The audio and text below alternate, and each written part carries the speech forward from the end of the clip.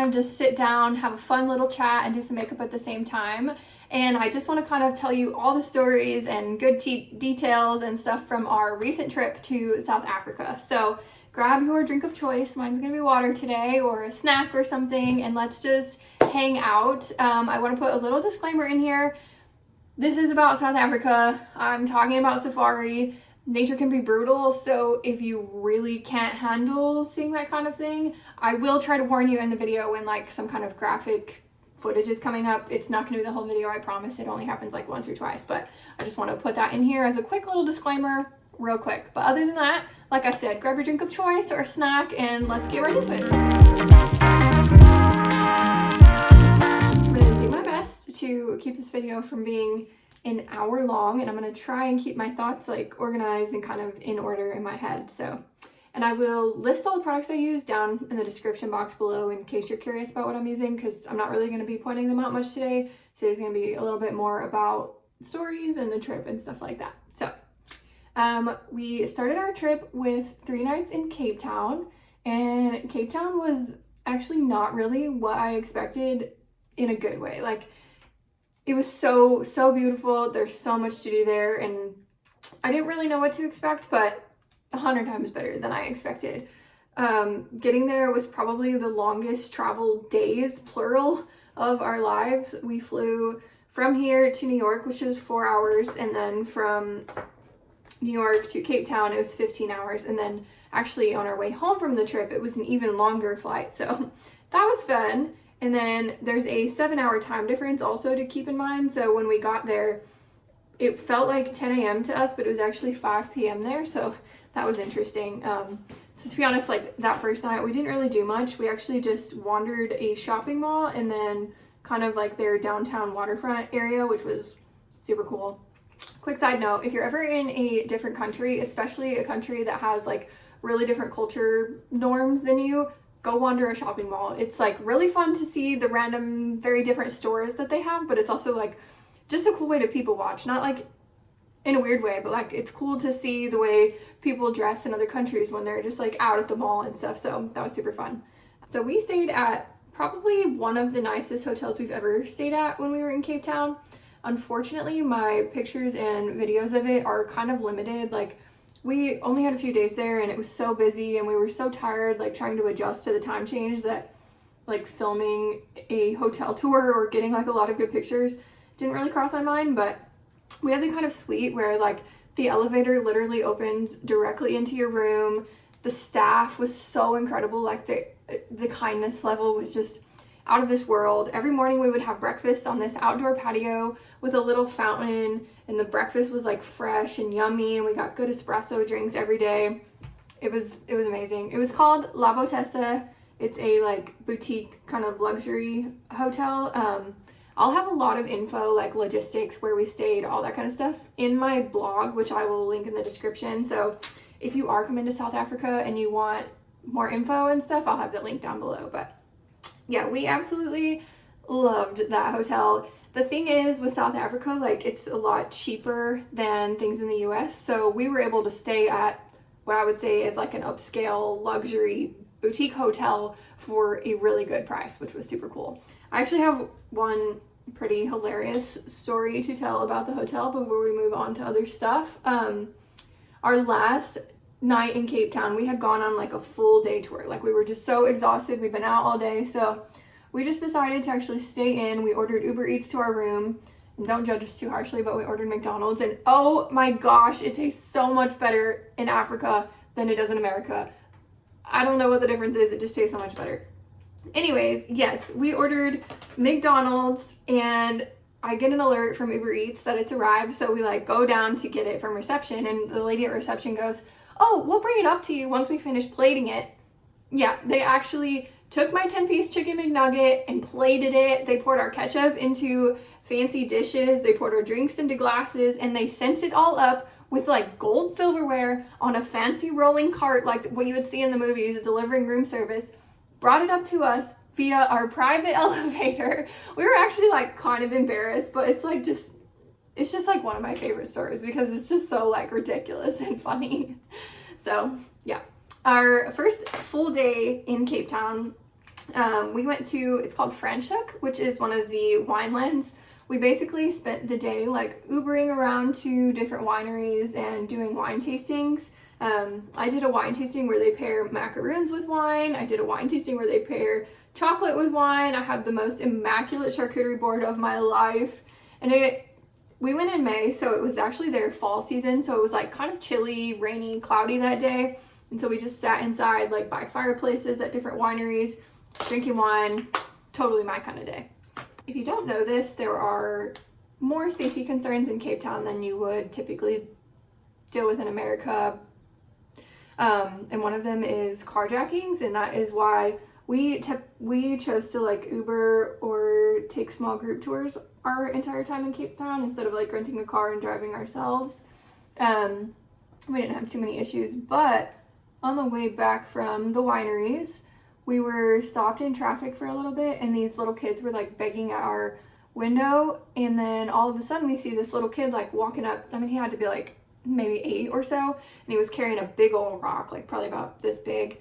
And luckily at that time traffic started moving and we drove off, and obviously nothing happened. But it is something we noticed frequently that the Uber drivers tend to be aware of. Like every time we would be stopped in construction or at a traffic light or something, they would like push the lock button and they'd kind of be like looking around. They were very alert, which is not something, it was eye-opening. Like it's not something we experience much in America, and it's sad, honestly. But luckily we had like no major issues. One thing I will say that I noticed too, in Cape Town, they have security guards kind of posted all over, not like certain buildings or anything, just like all over the downtown area, which is kind of cool. We actually saw a security guard get onto, we don't really know what was happening, we were watching it from afar, but we saw a security guard kind of get onto a guy for bothering a woman that was alone. I don't know what the situation was, but they came up and yelled at him and he ran off. And then one time we were like lightly followed. It was no big deal, but we were getting money from an ATM and there was a guy like following us kind of, and then as soon as we walked by one of the security guards nearby, he just left us alone. So I don't know, like I think that they are obviously aware of their safety concerns, and to me it seemed like having security guards everywhere like that, like they're taking measures to help, which I think is very cool. So I don't know, it was a different experience in that aspect. It's not something we see every day, especially in Texas, but in most places in America, you don't worry about kids coming up to your window with rocks while you're stopped in construction. So anyway, just a interesting story. Our last day in Cape Town, we went on a like small group tour around the city, and this was kind of just a cool way for us to see a lot of the sites and like the highlight touristy areas in a short amount of time. So we went to the Cape of Good Hope, which is actually the southernmost point of Africa, and it's stunning. It's like on the tip of Africa, so you're on the ocean, and it's beautiful. We got to hike up to a lighthouse.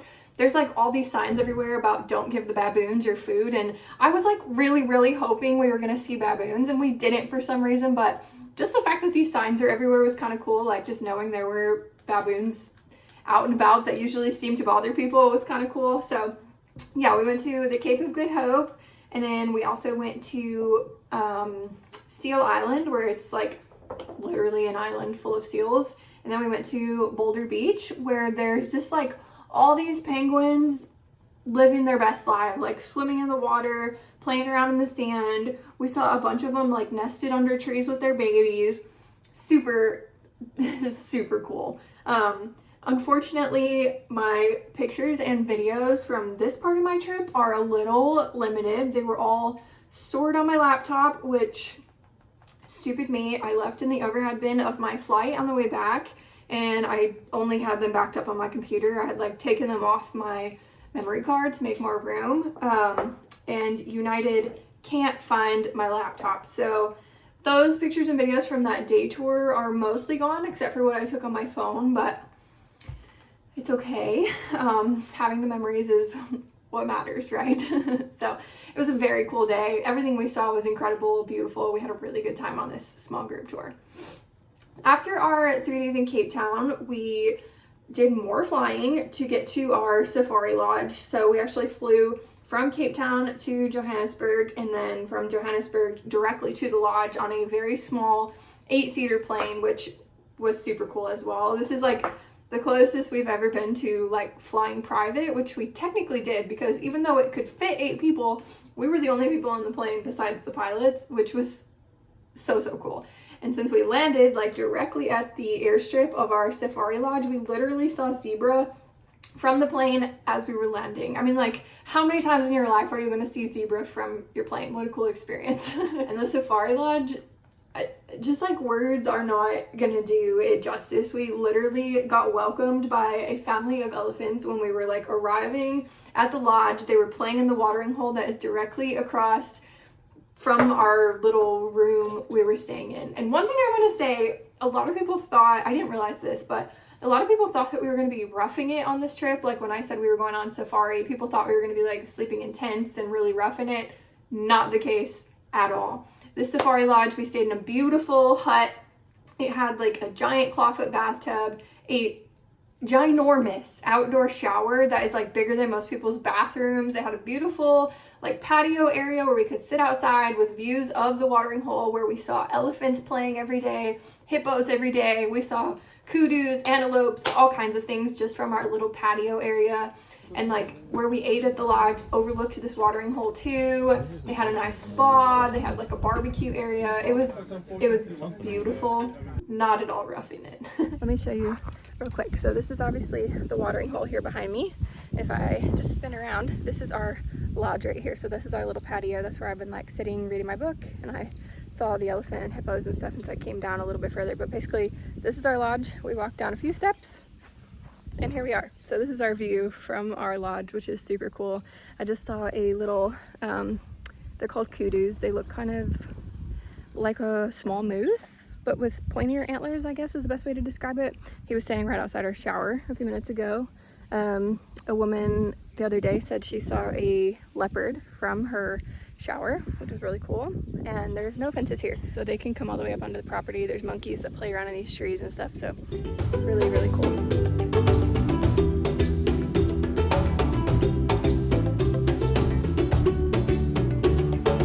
House pet. He's a kudu. He's been with us all day. Started at our shower, walked all the way around our building, and now he's hanging out. Say hi!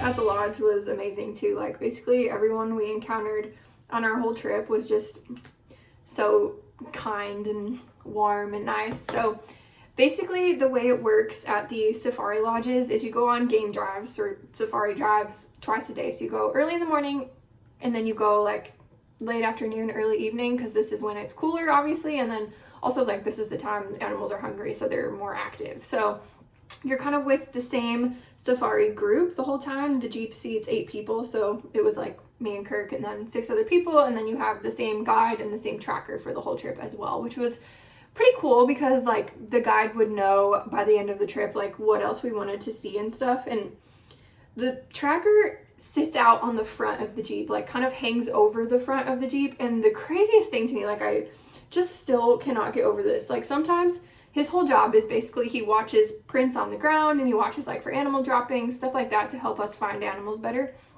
And he would sometimes see tracks or droppings or whatever that he thought were fresh, and he would just like get off the Jeep and go wandering around on foot looking for like a leopard, a lion, a rhino, whatever. And we would not sit nearby while he was looking. Like our driver would be like, all right, and drive us 20-30 minutes away to go see a pack of lions, while this guy is just walking around in the brush looking for wild animals, and he would find them. Our very last day, disclaimer, I'm about to show some mildly graphic footage, so if you're sensitive, skip ahead a little bit. Our very last day, we saw, this was so cool, we saw a leopard up in a tree with an impala that he had just killed, and he was like eating it. It was incredible. And this tracker found that on foot. I mean, so cool!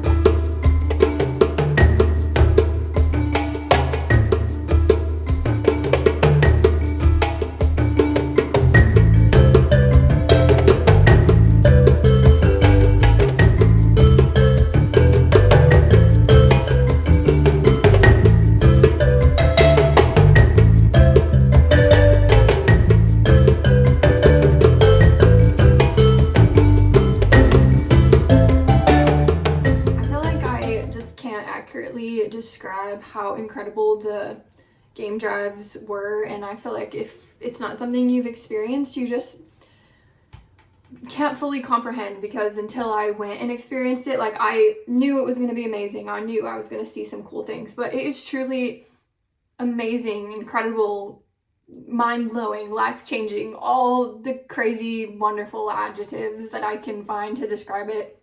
It was. I mean, to just sit there and watch animals in their natural habitat is crazy. One day we were sitting in the brush and we were surrounded by like 10 elephants, just watching them. We were there for like 30 minutes probably, just watching them eat and walk and play and live. And we were so close to them. Like, at one point, a baby elephant reached its trunk out and touched our Jeep. That's how close we were. And then another night, we got to watch a pack of lionesses hunting impala. And it was dark. It was on our way back to dinner for the night.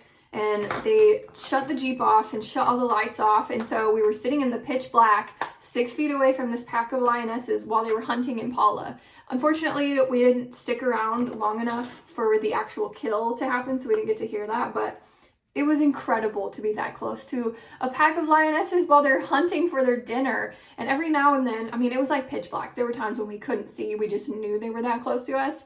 And then they would turn the lights back on every couple of seconds to kind of show us. And we would just watch the lionesses and see like how tuned into the impalas they were. It was so cool. Like, how many times in your life are you going to get to experience that kind of thing? It's very, very cool. One morning, warning, upcoming graphic footage, skip ahead if you're sensitive, but I literally said, I want to see a male lion soon. And then guess what? We found one. And not only did we find a male lion, but we watched him snacking on the head of an impala. And we were so close that I could literally hear him crunching on the bone of the head. And I could like see the eyeball still in the head of this impala. I mean, just like, these were not things I ever expected to see when I went on this trip, when I was planning this trip. Like, I knew I was going to see cool things, but I didn't know that it was just going to be this cool. And we saw every animal we wanted to, and then some. We saw, like I've told you, you know, like things eating. It was just amazing.